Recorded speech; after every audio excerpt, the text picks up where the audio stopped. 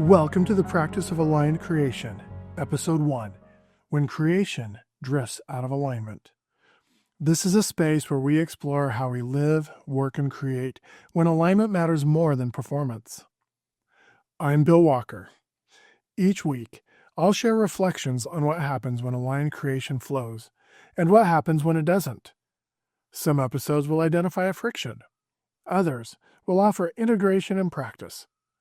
This first episode is about a tension many people experience but rarely talk about. What happens when you're successful but out of alignment? We often assume that if something is successful, it must be right. If it's working, if people respond, if the money is coming in, if progress is visible, then we assume alignment is present. But that isn't always true.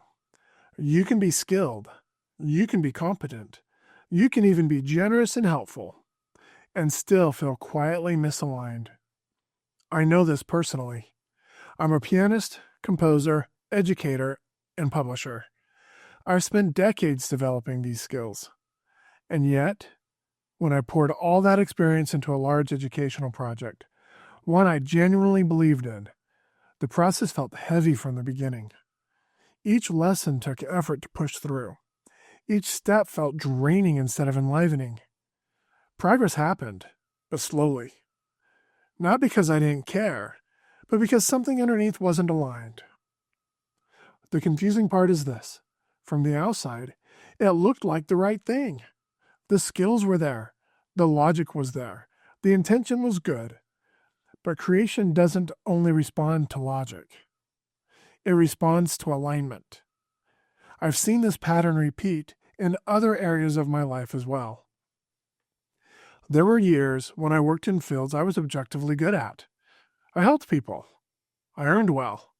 And yet, I dreaded the work. What once felt aligned eventually became exhausting. Not because I failed, but because I outgrew the way I was creating and contributing. This is important. Misalignment doesn't always announce itself as pain.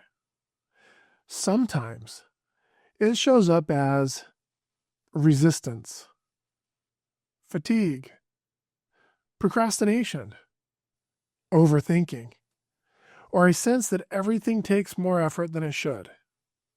And if you don't recognize what's happening, you might assume the problem is you. But often, the problem isn't discipline or motivation.